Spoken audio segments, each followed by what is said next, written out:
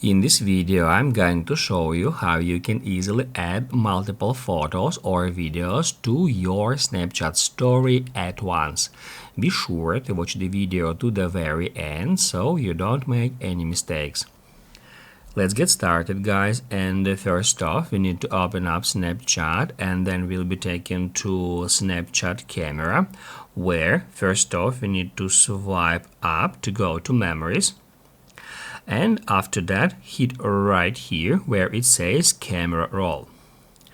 Now guys, in order to select multiple photos or videos, first off we need to tap right here at this check mark. And then we can easily select several images one by one simply by tapping on them, just like that. Once you've done that, hit right here at this button. Then select My Story Friends Only or My Story Public. I'm gonna choose the first one. And then to continue, we just need to hit right here at this button.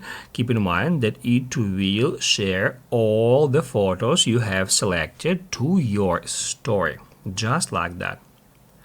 Basically, guys, that's it. So if this video was helpful for you, don't forget to hit the like button.